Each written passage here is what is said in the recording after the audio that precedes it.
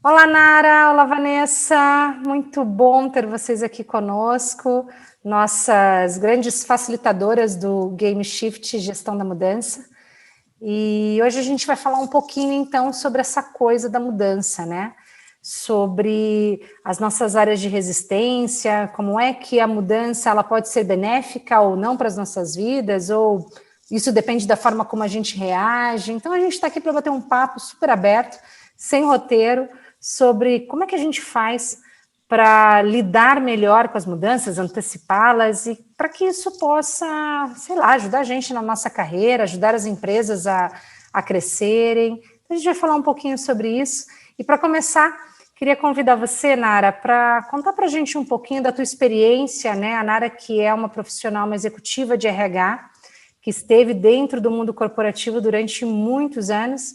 Entender um pouquinho de você, Nara, como é que você via o perfil dos profissionais que trabalharam com você ao longo da sua carreira em relação às resistências à mudança, ou não, ou a um perfil tão empreendedor que nem olhava, tem mudança? Vamos embora. Conta um pouquinho para a gente dessa tua experiência. Muito bom, muito bom. Se obrigada por estar aqui. Eu acho que a única certeza que a gente tem é que a gente precisa mudar e que a gente vai mudar. Né? Eu acho que a pandemia ela veio para tornar isso ainda mais latente, né, com tudo que está acontecendo. E falando um pouquinho da minha história, eu que sempre fui uma agente de transformação, né, eu participei de vários processos, né, de implantação de RHs estratégicos ou mudança, profissionalização de negócios, é de verdade um dos pontos mais sensíveis, né? Porque a gente está falando de uma superação das pessoas e cada uma está num nível diferente, né? Então, como é que a gente consegue embarcar todas as pessoas naquilo que a organização acredita e quer chegar, né? E o que eu percebi na minha experiência é que eu precisava muito da liderança. Ela precisava estar muito engajada e entendendo, né, para onde a gente queria ir, o que que a gente ganhava com aquilo, né? Mas mesmo assim, a gente sabia que a gente tinha aqueles líderes que estavam muito evoluídos e já estavam muito dentro do processo e muito possivelmente eles seriam grandes alavancadores do processo, né? E também entender que eu tenho uma liderança que ainda está entendendo o que está acontecendo, né? Isso faz com que ela se sinta insegura, isso faz com que ela tenha medo, né, de viver esse processo, e é aí onde eu acho que o RH entra, né? Quando ele começa a olhar não o processo de uma forma única, mas ele consegue identificar quem são as pessoas, em que momento elas estão, e daí ela conseguir trabalhar de forma individualizada, né? Então, quem é aquele meu líder que é o meu grande, entre aspas, ofensor do processo de mudança? Né? Porque ninguém é ofensor, no final das contas, todo mundo quer e está ali dentro tentando, né? Só que cada um tem a sua limitação. Então, quando ele vê que tem um apoio como recursos humanos, é impressionante como muda, porque ele sabe que tem um aliado, né? Ele não se sente exposto. Quanto mais a gente expõe, eu sinto que é mais difícil o processo, né? E quando ele vê um canal onde ele pode falar sobre seus medos, pode falar sobre as suas inseguranças, né? Ele consegue dar os primeiros passos. Quando ele Entendi. minimamente se sente acolhido, né? E, Nara, você diria que tem aqui uma questão do RH apoiar o indivíduo, e isso faz parte das competências do técnicas, né, e comportamentais do RH em si, das pessoas que lideram esse RH, mas tem também o lado do indivíduo. Me fala um pouquinho como é que você via os indivíduos da organização que não estavam tão abertos, como você disse, né? Não é que eles sejam ofensores, eles até querem mudar, mas eles têm as suas zonas de conflito interno, que fazem com que eles tenham barreira, resistência a essa mudança, e às vezes nem pronto, consciente. Como é que você via os indivíduos procurando alguma alternativa para mudar essa sua própria atitude, esse seu próprio comportamento? Quanto as pessoas estão dispostas a investir nisso? E é muito legal a tua pergunta, assim, porque o que eu percebia, né? As pessoas que estavam mais dispostas a entender, né, que tinham um ownership, sabe, de buscar o que estava acontecendo, elas se destacavam no processo de mudança. Porque elas assumiam de, cara, vai mudar, ok? Então, me deixa entender, sabe? Me deixa entender e fazer o seu próprio movimento, né? As pessoas que demonstravam, vou chamar de insegurança, mas não necessariamente era só isso, né? Mas se colocavam no lugar de observador. Tipo, deixa eu ver o que vai acontecer mesmo. Se eu ver que vale a pena, eu me movimento. Eram as pessoas que, de alguma forma, ficavam atrás no processo e acabavam sendo impactadas até pela tua primeira pergunta. Eram impactadas nas suas carreiras, né? E aí começava a entrar num círculo de projetar na organização o grande problema, né? E aí entrava a gente dizer, opa, tanto liderança quanto RH, de dizer, cara, vamos junto, né? Porque esse é um processo conjunto, né? Sim. Então, a gestão da mudança, ela partia dessa clareza para que cada indivíduo conseguisse fazer os seus primeiros passos e entender, mas, de fato, era muito claro os indivíduos que conseguiam se colocar à frente, ou minimamente questionar, chamar para conversar, sabe, trazer a sua inquietação. Eram as pessoas que, de fato, se destacavam e conseguiam, a partir da mudança, alavancar os seus processos de carreira ou apoiar a organização nesse processo. Ou seja, né, sair daquela zona de vítima, né, porque, puxa, tudo mudou, mas eu queria que continuasse do jeito anterior, porque eu já conhecia, eu já sabia como fazer, e agora está tudo diferente, e por ser diferente não vai funcionar, né? Então, é muito interessante como a gente, como indivíduo, a gente precisa ser protagonista das nossas carreiras, protagonista das nossas, da nossa vida, né? Cada vez que a gente tem aí a Van, eu já ouvi a Van falando sobre isso, do locus externo, né? A gente fica 100% no locus externo, a culpa e a responsabilidade é da empresa, é da organização, eu não me coloco como protagonista, e transferir isso para a organização e dizer assim, cara, eu não sou responsável pela minha carreira, a empresa que é, né? Então, muito interessante isso que você está trazendo, Nara. É muito bacana, e é legal também ouvir um pouco da Van, no sentido de o que ela vê como consultora, né? Porque eu estava muito dentro do processo, né? Como um agente de transformação, né? Ou como alguém que estava, de alguma forma, estruturando o processo de mudança, né? Muito bom, meninas, prazer estar aqui com vocês na IC. Gosto muito de como a gente começou essa conversa, porque trouxe a visão dentro da empresa, mas a visão do indivíduo, né? Eu sou uma eterna defensora que o autoconhecimento, ele é o caminho para absolutamente tudo. Então, antigamente, não é de hoje que a gente ouve falar de resistência à mudança, né? Afinal de contas, a zona de conforto, ela nem sempre é ruim, todo mundo gosta de um pouco de conforto, então é normal ter essa resistência à mudança. O que acontece é que a gente entra dentro de um mundo VUCA, nessa era da informação, e que não dá tempo, a gente precisa se adaptar, a gente precisa lidar com as mudanças e estar preparados para ela, né? Eu costumo dizer que não tem mais tempo da frustração. A gente antes vivia a frustração ali, hoje não dá mais tempo, porque a hora que você pensa em se frustrar, já aconteceu outra coisa. A gente sai um pouco do fluxo de planejar para fazer um super marketing, por exemplo, um super lançamento, para testar, para ir para a fase do teste, para fazer acontecer.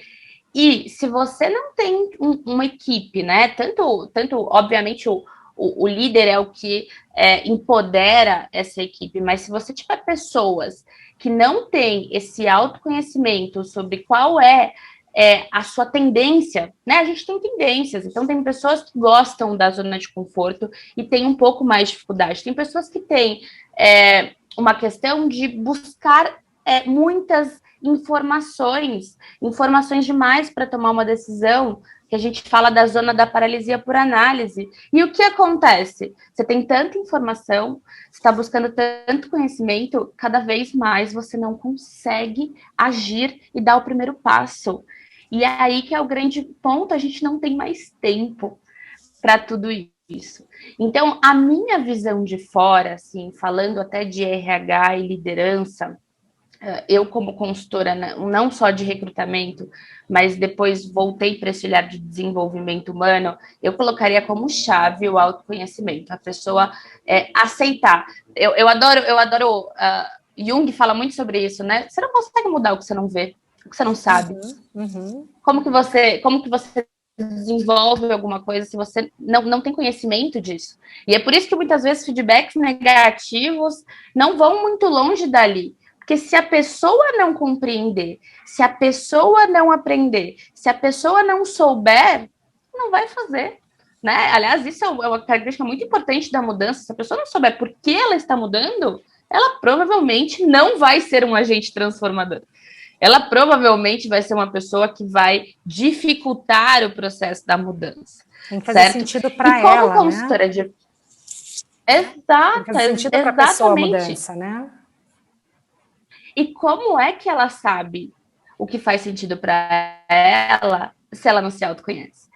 Então, a questão de olhar para fora, o meu relacionamento era sempre com recursos humanos e um líder, né? Um gestor. Então, era sempre esse caminho. Então, eu tinha diversos tipos de clientes, que era o meu primeiro contato, que era RH, e tinha clientes que falavam, Vanessa, vai direto com o gestor, influencia se tem espaço, e tinha outros gestores que não. E aí a gente pode falar da zona do medo, né? Existe uma insegurança muito grande no mundo corporativo, em todas as áreas. De gerações passadas que eram do comando e controle, que tinham medo de questionar os seus líderes e serem demitidos, que tinham medo de realmente se expor numa situação sem ter certeza. E aí você tem dois tipos de medo, né? O medo racional e o medo irracional, que são coisas que a gente cria. Por exemplo, a gente está falando agora de muito o marketing digital, né? E o poder das redes sociais e as influenciadoras. Eu fui para o Instagram faz pouco tempo, mas eu tinha um medo completamente irracional, que era do julgamento, de era colocar a minha cara ali para todas as pessoas, para fazer realmente o negócio acontecer. Então, dentro do mundo corporativo, não raras vezes, eu vi pessoas dentro do RH se anulando para não discutir, por exemplo, a conclusão de um projeto.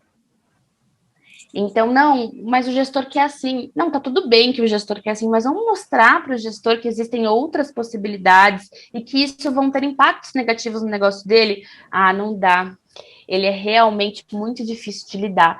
Então, esse nível de hierarquia, né, que eu acho que o RH precisa trazer e vem trazendo esse empoderamento de somos duas áreas de negócio e a gente está junto no mesmo objetivo, né? Isso a Nara de dentro, né? A Nara pode falar melhor, mas eu de fora via muito isso, assim, o RH muitas vezes como uma área de apagar incêndio, assim, de fato um bombeiro ali que vai apagar um incêndio, mas que não traz esse conhecimento às vezes para o gestor que ele tem.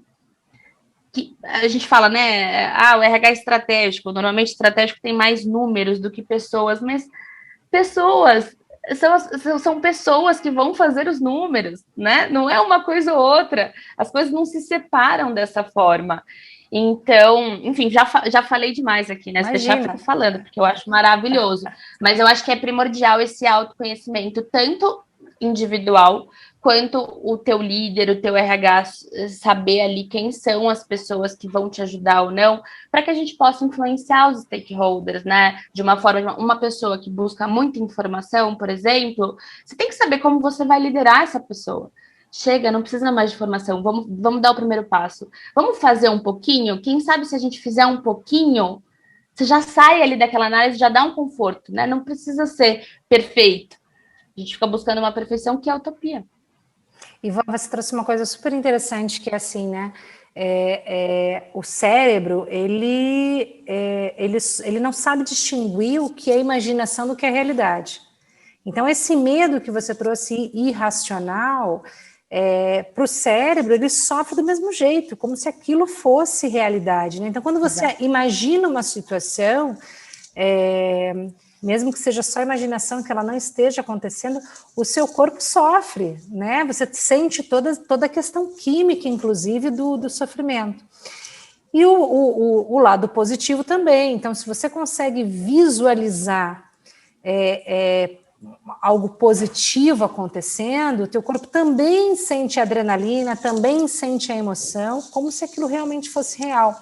E eu me lembro que uma das estratégias no mundo corporativo que a gente usava justamente para conectar o indivíduo, o liderado, a organização como um todo, com a mudança, era dando essa visão, né? Então, vamos lá, agora vamos imaginar que já é o ano de 2000 e tralalá, e chegamos lá, chegamos no nosso objetivo. Como nós estamos? Nós estamos assim, assim, assim, assim, né? E aí é construindo essa visão. Eu gosto muito de um exercício que a Joanita, que é a nossa conselheira, sempre nos provoca a fazer quando a gente está fazendo planejamento estratégico de qualquer projeto ou da empresa, não importa, ela diz assim, qual é a manchete que vocês querem ver daqui a X anos? E aí a gente fica imaginando lá a capa da revista Forbes, né, com aquela manchete que é a visão daquilo que a gente quer alcançar. E aí, por mais que a gente saiba que tem um caminho a ser trilhado, que não é simples, não é fácil, isso nos ajuda a nos movimentarmos a essa visão. Acontece que uma coisa que eu percebi quando eu estava no mundo corporativo é que nem sempre a visão da empresa se conecta com o indivíduo. E se ela não se conecta com a visão do indivíduo, esse indivíduo, naturalmente, ele passa a ser um detrator da mudança. Não porque ele quer, não porque ele é malvado, não porque ele quer atrapalhar a organização, mas porque ele precisa do emprego, talvez, não vê oportunidades fora dali, e aí ele vai transitando fazendo um esforço gigante para acompanhar essa mudança, mas dentro dele aquilo não faz sentido, e aí ele não vai se conectar. E se o indivíduo não se conecta com a empresa, ele dificilmente vai conseguir progredir dentro dessa empresa, né? Então tem que ter alguma conexão. Como é que você vê, Nara, trazendo um pouco desse ponto que a Van falou, do RH estratégico como protagonista, e a gente vê várias empresas onde o RH já assume essa posição, e não é de hoje, já há alguns anos, mas também várias empresas em que o RH ainda não é o protagonista. Como é que você vê que o RH poderia contribuir para essa conexão entre o indivíduo, o propósito da empresa, e o que ele deveria fazer com os indivíduos que não se conectam? Tem uma fórmula ou não? Ou deixa Nossa, se tiver essa fórmula, eu vou ficar milionária. Mas, o que acontece? Eu acho que tem um ponto, eu queria fazer um gancho, porque tanto você quanto a Van trouxeram a questão da comunicação, dessa visão e tal. E a gente precisa ter muito cuidado com a comunicação. A comunicação não é só o e-mail que eu mando, porque a comunicação, ela está atrelada a essa conexão que você está me perguntando, né? Eu estava, inclusive, hoje de manhã, trabalhando num grupo de líderes, que a gente está implantando um processo de avaliação, mas é um processo que traz a autorresponsabilidade. E a maioria dos líderes nunca fez assim, sempre foi um modelo muito tradicional, o gestor me avalia, o gestor define, o gestor fala o meu caminho, e eu falo, então, é você que tem que definir o seu caminho, né? E alinhar com o seu gestor como é que isso é possível de acontecer. E o que eu percebo é essa dificuldade, e aí tem a ver com o autoconhecimento que a Van trouxe, porque eu preciso saber me expressar para conseguir dizer aquilo que eu de fato acredito, e é possível falar sem agredir aquilo que está sendo definido, mas encontrar o melhor alinhamento, né, para que essa conexão aconteça, né, e foi muito interessante, porque ontem eu estava falando com um grupo de jovens, falando sobre carreira, início de carreira e tal, E aí ele me perguntou assim, como é que eu desenvolvo a minha oratória? Tipo, você levou quanto tempo para desenvolver a sua oratória? Eu falei, nossa, quase a vida inteira. Então, não é fácil, e é um processo contínuo, né? E quando a gente passa pelo processo de observar e se observar, você consegue influenciar melhor o contexto ao qual você está, né? E essa conexão, para mim, ela está atrelada a diálogos abertos. Diálogos abertos e genuínos. Se eu confio na minha liderança, eu consigo falar para ele sobre os meus medos, eu consigo falar sobre o que essa mudança significa para mim realmente, e não o que é politicamente correto, né? Onde eu saio dali, começo a ter um monte de agenda oculta, que é o que a gente mais vê no processo de mudança. As pessoas saem das reuniões, todo mundo entendeu, todo mundo alinhado, beleza, sai da reunião, começa um monte de agenda oculta, do tipo, vamos ver o que vai acontecer, quero, né? E a mudança não acontece, né? Então, o maior desafio para mim, ele está atrelado a uma comunicação, mas uma comunicação genuína, né? E essa conexão, ela tem como base a confiança. Se você não estabelece vínculos de confiança, você não consegue fazer essa comunicação. O máximo que você consegue é ser claro e assertivo no seu processo de comunicação. Não necessariamente que essa pessoa está junto com você, né? E aí eu falo até, né? As pessoas que eu mais consegui reverter no processo foram as pessoas que se conectaram com a minha vulnerabilidade. A partir da minha vulnerabilidade, ela se tornou vulnerável e também eu consegui ajudá-la, porque até então ela tinha um discurso meramente corporativo e eu não conseguia acessar, né? Então eu dizia, cara, já é a segunda, terceira vez que a gente conversa e não muda. Não muda porque não faz sentido para ela. E aí eu mudei a estratégia, e eu falei, deixa eu falar da minha vulnerabilidade para ver se ela se abre na vulnerabilidade dela e consegue estabelecer um vínculo comigo, né? E foi quando deu certo. É interessante. E aí as pessoas...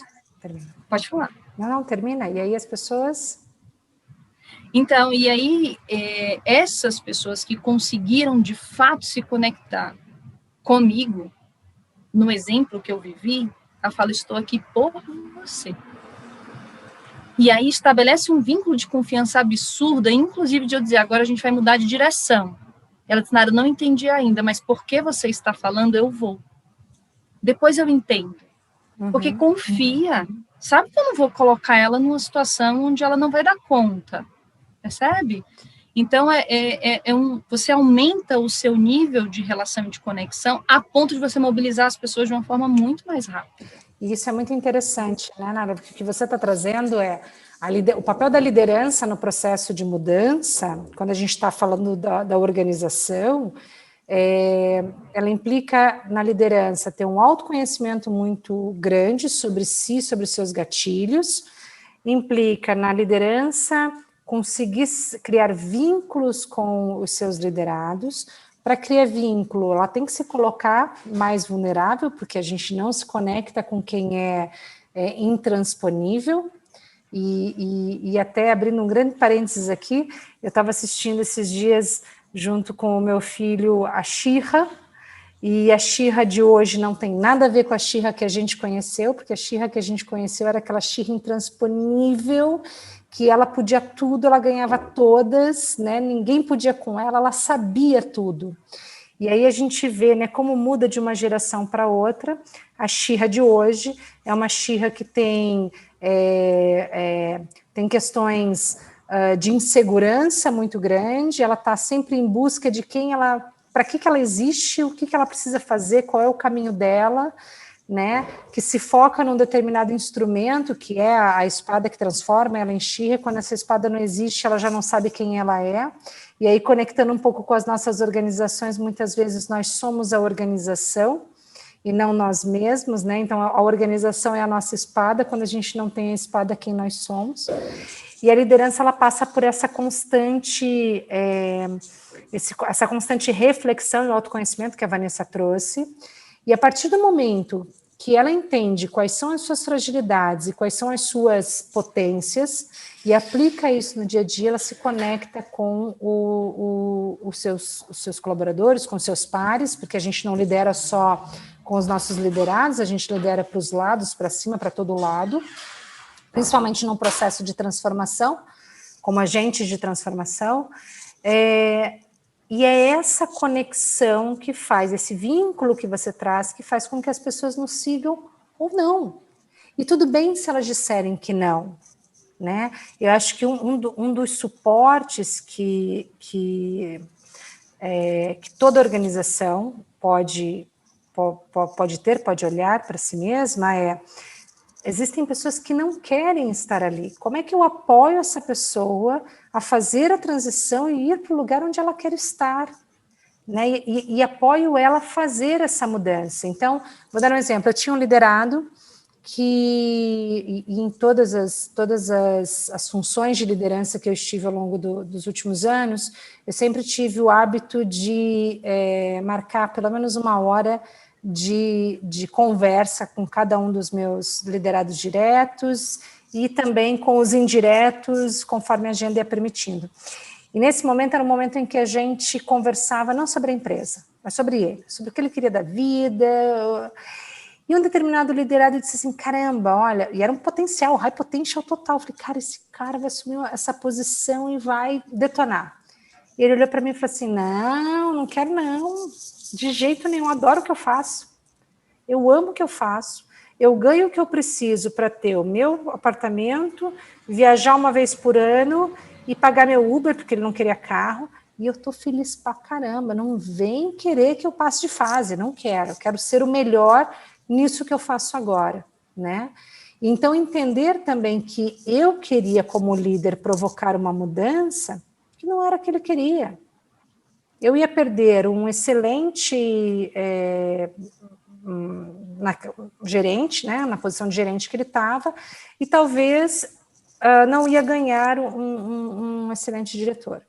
Então, acho que é importante também a liderança entender quais são as áreas de resistência do outro e o motivo dessas resistências, porque existem áreas dentro da zona de conforto ou dentro da zona do hábito que são positivas, existem hábitos que são muito positivos, existem momentos de conforto que são muito positivos, né? Então, essa reflexão também sobre movimentar ou não daquela zona é importante para a gente, né? Sabe o que? Eu ia falar mesmo, porque a gente foi para a linha da vulnerabilidade e para mim essa é uma das grandes chaves assim do mundo corporativo para os próximos anos, né? Que vai muito em contra com o nosso passado, com a gestão, comando e controle, né? Você não poderia ser vulnerável, você tinha que separar a vida pessoal da vida profissional, você não podia levar um problema de casa para o trabalho, você não podia ser sensível, você não podia ser frágil. E toda essa casca que a gente cria ali para ser forte no mundo corporativo é uma falta de vulnerabilidade que todo mundo tem. E se vocês pararem para pensar assim, estava até fazendo agora uma analogia, a vulnerabilidade está completamente na zona do medo, né? Do medo irracional de ser vulnerável, de ser frágil, de estar passando por uma situação onde você não concorda. E a gente estava falando muito de RH e líder, e depois você trouxe o exemplo de líder e o teu liderado, mas a vulnerabilidade ela precisa estar na equipe. É preciso promover. O líder, o RH, eles têm responsabilidade de promover isso para com a equipe. Uma equipe só está unida quando ela confia uns nos outros, e só há confiança quando há vulnerabilidade. Então, como que a gente instiga essa vulnerabilidade a partir talvez das zonas, né, de uma zona de conforto, da zona do hábito, da zona do medo, da paralisia ali por análise, para que todo mundo, além de se autoconhecer, se conhecer e se ajudar, e fazer ali a gestão da mudança, todos para o mesmo objetivo. E a segunda coisa que eu queria falar, que eu acho que é muito importante, que a gente estava falando, né, sobre dar os primeiros passos e fazer algo para isso acontecer, e eu gosto muito desse tipo de provocação, não estar mais sobre querer ou não. Já falamos sobre isso. Agora, a gente sempre visualiza o que vai acontecer, né, de bom se a gente mudar. E talvez a gente precise olhar o que vai acontecer se a gente não mudar. O que vai... Quais são, né? Quais são os riscos de não encarar essa mudança, de fingir que não está acontecendo, de fingir que o mundo não mudou, de fingir que depois da pandemia vai ser tudo igual. Exato, fica esperando que volte a ser como era antes. Exato. Então, qual é o risco de você não fazer um plano de ação para daqui a um ano? Onde você vai estar daqui a um ano se você não fizer nada do que você quer, se você não mudar? Eu acho que esse tipo de provocação, até como dica assim, interna ali para a própria área de recursos humanos, né? A gente está falando de diretores, de gerentes ali das áreas de negócio, que chegaram ali e são da geração do comando e do controle. Então, o que acontece? Eles não entendem como que, assim, uma pessoa mais nova do que eu, menos experiente, os meus liderados me questionam. Eu nunca questionei um chefe meu, porque na época deles não podia, porque é outra geração. E aí a gente vem para uma geração atual, que é a geração Z, desculpa, que é uma geração que não vê a hierarquia, que ela te promove, ela mesma te promove como líder quando você inspira, quando ela entende, né? Como é? Tô tentando achar a palavra aqui. Precisa ter credibilidade para ser o líder dela. Uhum. Não é o crachá, então, a gente não é o crachá. Não é o crachá que elege a liderança, né? Exatamente, que era no passado, né? Que era no passado. Então, a gente tem um momento de mercado onde muita mudança acontecendo, onde tem o maior número de gerações trabalhando juntas ao mesmo tempo. Então, a mudança, ela está em qualquer ambiente, não é só fazer uma transformação cultural, né? Uma reestruturação, uma mudança de rota. Não, é nos pequenos detalhes, né? Como que a gente... que ela está no dia a dia, né, Van? Você tem toda a razão. E você falando isso me lembrou uma coisa importante. Muitas vezes a gente vê as pessoas, as empresas dizendo, eu quero mudar. Mas elas não querem mudança. E para mudar, precisa de mudança, né? Um ponto que você trouxe das gerações, por exemplo, quando a gente diz, eu quero metodologia ágil dentro da empresa. Mas para ter ágil, tem que dar abertura para os erros. Mas se eu não tenho uma cultura de permitir que as pessoas errem, elas não vão fazer. Ninguém vai assumir responsabilidade. Eu quero uma cultura de accountability. Mas se quando a pessoa erra, ela é massacrada, ou seja, a minha cultura não é uma cultura que permite, né? É claro que erro com responsabilidade, né, minha gente? Porque a gente sabe que já tem empresas que premiam o erro? Sim, porque olha, eu escutei isso ontem, eu estava num cliente ontem ou anteontem, e ele me disse uma coisa eu achei mágica, e eu sei que é verdade porque eu conheço ele, tem um perfil extremamente inovador, e ele disse assim para mim, vou dizer uma coisa para você, meu time, quando não está errando, eu chamo todos eles aqui e digo que vocês estão fazendo besteira. Porque se não estão errando, é porque estão fazendo do mesmo jeito todo dia. Porque a gente só muda, ou a gente só evolui a partir do erro, da tentativa e do acerto, do erro, e aprendendo com esses erros. Só erra quem tentou, né? Só erra quem não tentou, quem não faz nada não vai errar nunca. Exatamente, mas para que a gente possa tentar cada vez mais, para que a gente possa buscar essa mudança, a gente precisa vencer, então, essas nossas 4 zonas que nos paralisam, seja no movimento dentro da empresa, ou seja, zonas que paralisam a empresa como um todo, ou zonas que nos paralisam como indivíduo e não nos permitem sermos protagonistas das nossas carreiras. Seja eu como protagonista da área de RH, seja eu como protagonista liderança, seja eu como protagonista liderado. Não importa onde eu esteja, só vencendo essas 4 zonas de paralisia, que não me deixam mudar, é que eu vou conseguir ser protagonista da minha própria vida e da nossa própria carreira. Justo? Justíssimo. Muito bem, olha, foi uma delícia estar aqui com vocês. É sempre bom compartilhar conhecimento, está na nossa veia compartilhar conhecimento. Já estou ansiosa para o nosso próximo encontro, que vai acontecer na semana que vem.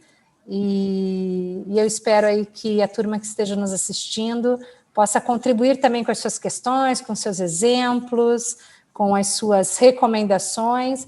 E quem tiver, né, a estratégia que a Nara falou, como é que é, Nara? Eu vou ficar milionária se eu descobrir essa fórmula, a fórmula do que fazer quando eu tenho pessoas mais resistentes ou menos resistentes dentro do time, como é que eu conecto, enfim. Traz para a gente, vamos debater sobre isso, e a gente espera vocês no nosso próximo vídeo.